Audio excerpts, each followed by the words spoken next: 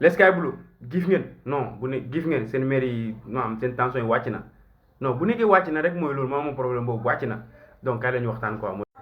À 16 ans, Canet et Shorn, comparé à Kevin De Bruyne, Toni Kroos, Madame, etc., Sergio Busquets,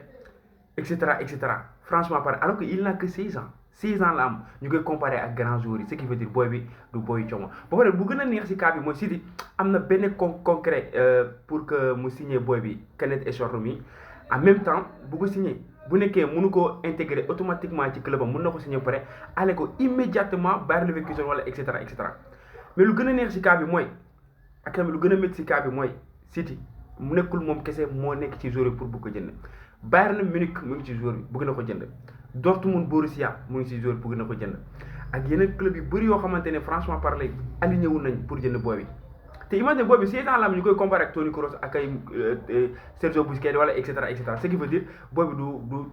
du booyu caaxaan quoi du booyu kenn booy la booy boo xamante ne mooy loolu Hertha Berlin franchement parler j'espère que ce sera une très bonne recrue pour Manchester City cette année mooy. Concernant aussi défaitu démb West Ham bu Tottenham doore tey jii même bu nekkee relégation confirmé wul lu ci des bëreetul donc du coup Matteo Fernandes mi franchement parler il ne devait pas être le joueur qui doit nous échapper au nez c'est impossible kii waruñoo échapper malgré ni que démb def raté na occasion boo xamante ne citoyen yi tàq nañ ci koom manifester ngeen ci koom aussi mais nañ jël ça reste que le sport nañ génn ci cadre sport ñoo ci bëgg-bëgg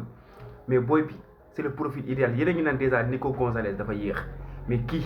meneur de jeu la meneur de jeu la ba pare booy bi kii à 21 ans tempo bu muy dégager franchement parler qui waruñoo échapper ba pare valeur de marchand bi actuellement nii il est à 35 millions ce qui veut dire il n'est pas aussi cher que ça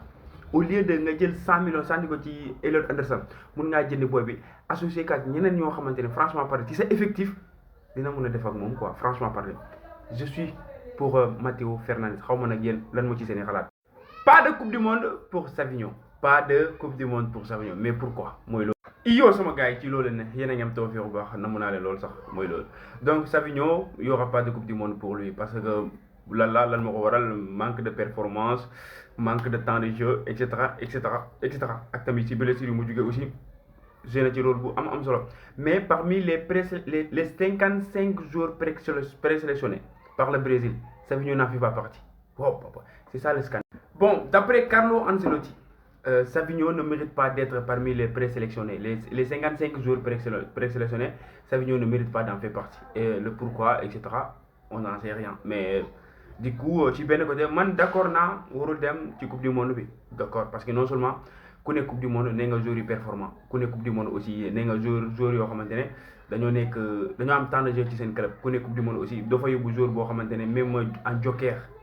du la apporter loo xamante ne c'est autre chose. Voilà, soit peut-être aussi Savigno de Manchester City et Savigno de Brésil, c'est un peu différent. Je pense pas. Donc du coup, franchement parler, mérité na ñàkk bañ a dem coupe du monde nangu naa loolu mais 55 présélectionnés du Brésil Savigno bokk ci non c'est ça le scandale mais pourquoi. Bon Carlo Ancelotti en club c'est un peu différent mais en sélection du Brésil il ne blague pas ku jaaxaloog Neymar ak Neymar performance actuelle bu mu nekkee. Que ça va, etc., pour me donner coupe du monde, il va falloir qu'il fasse plus. Ce qui veut dire il ne donne pas bénéfice à aucun joueur qui n'est pas du tout performant. Ce qui veut dire aussi ça, et Carlo Ancelotti, franchement, il ne blague pas. Il prend le Brésil au sérieux et il veut réaliser quelque chose avec le Brésil.